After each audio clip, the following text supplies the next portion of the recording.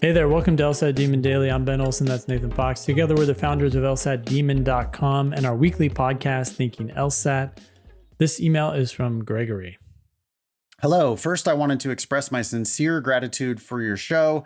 As a first gen with no family or relatives in the legal field, I have found solace in Thinking LSAT. Thank you. Oh, I guess this came into our other show, but anyway, we're going to talk about it here on the daily. Okay. I just finished my diagnostic exam and I scored a 133. I wanted to ask if 157 plus within 3 months is a realistic plan. What does your gut say about that, Ben? I'm concerned. Starting with a 133 is lower than most people. Most people are starting in the 140s. So within 3 months, go up more than 20 points. I don't know. It's definitely possible. I'm not optimistic. Yeah, I mean, realistic. Let's take a quick side note here. Definition of realistic. Yeah, realistic. Having or showing a sensible and practical idea of what can be achieved or expected. Second definition, representing familiar things in a way that is accurate or true to life. I don't know. Do you think that this is, would you call this a sensible or practical idea of what can be achieved or expected?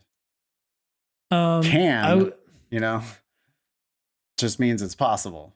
Yeah, it's possible. But expected. I wouldn't say this is expected. I wouldn't say, okay, hey, let's put our money on this table. I'd love to see you drill and then take another practice test and hopefully see that bump up pretty quickly here.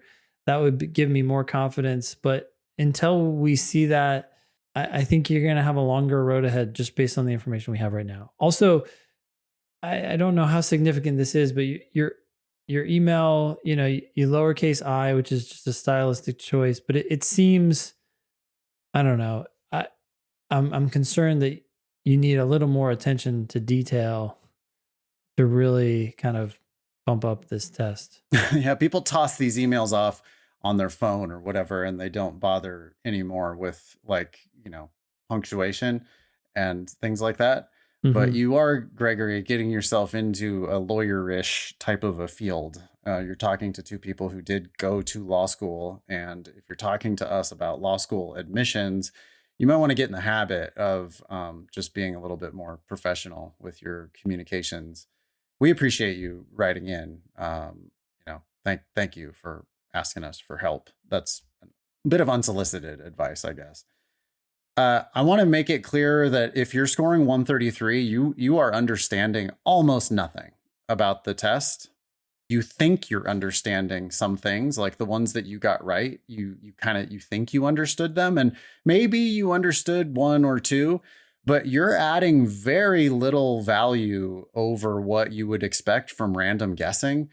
133 is just not that much better than random guessing. I would guess that you're probably getting like 4 or 5 questions more than just random guessing per section. So you're like, job one, Gregory, stop thinking about 157 plus. Instead, let's think about 140. What's it going to take to get to 140?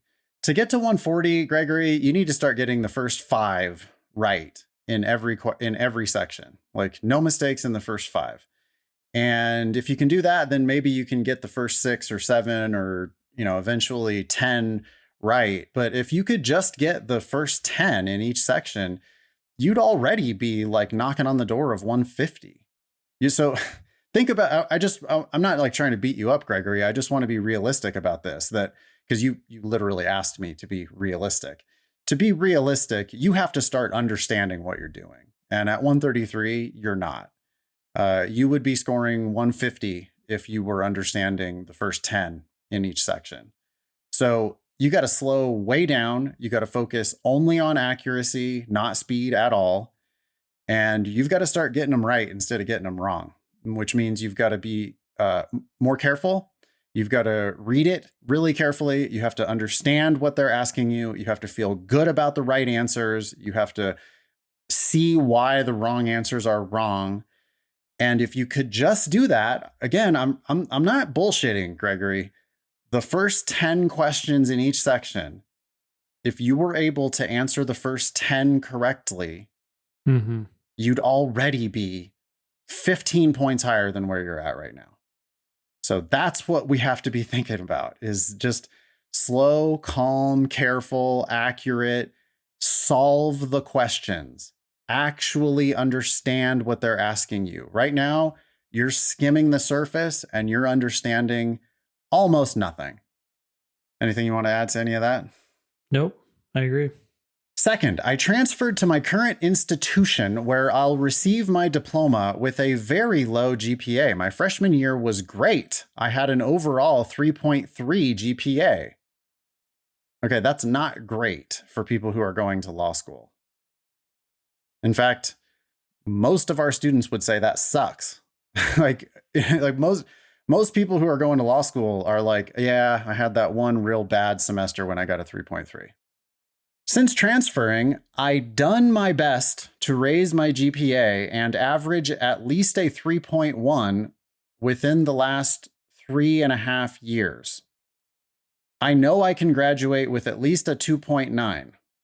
So doesn't even make sense, right? Because where's the bad? There's like, there are some bad semesters that Gregory's not talking about here. They must be pretty bad, because the average of the 3.3 and the 3.1 is somehow now becoming 2.9. So he's trying to work his way back up to 2.9. What, you have like a 2.5 or something now, or what's going on? Yeah, he's a 2 point something trying to make it up to 2.9, which just doesn't indicate to this. Again, I mean, I hate to be so like blunt about it, but that does not demonstrate that you're good at school and you're applying to school. So the schools look at that and they go, okay, so this person is not that good at school. Do we want them to come to our school? And the only schools that are willing to do that are not actually in the business of teaching students. They're in the business of making money off of students who probably shouldn't be there.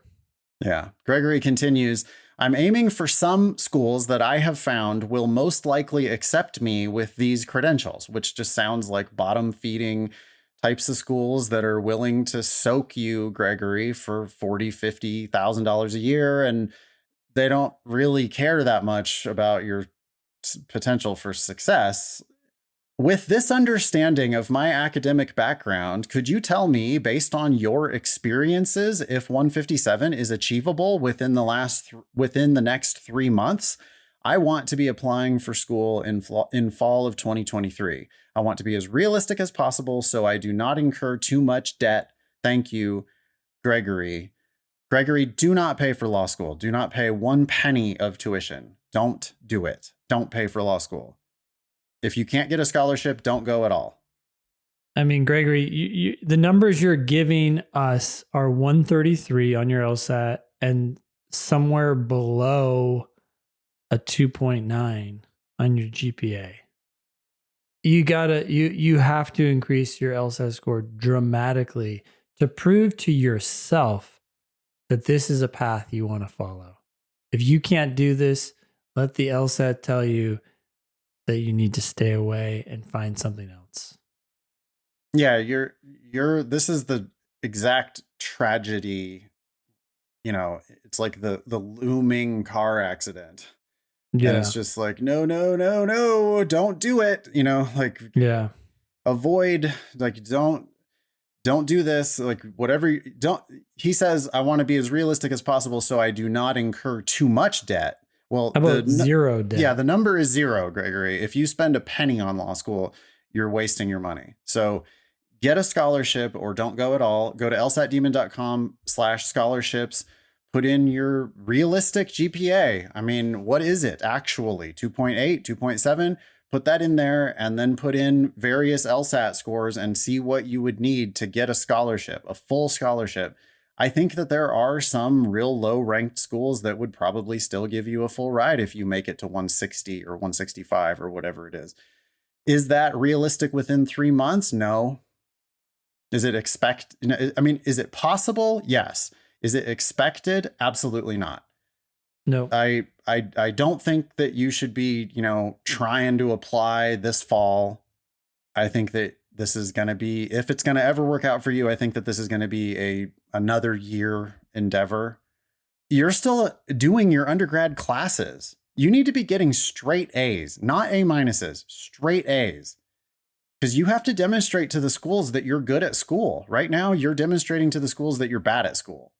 Well, demonstrate to the schools, yes, but demonstrate to yourself too, Gregory. Don't prove to yourself that this is a path you want to pursue and can pursue, and then make it happen. I don't think you've proven it to yourself yet. Email daily at lsatdemon.com if you'd like to ask us a question or share some LSAT or law school admissions news. Don't pay for law school. Thanks for listening.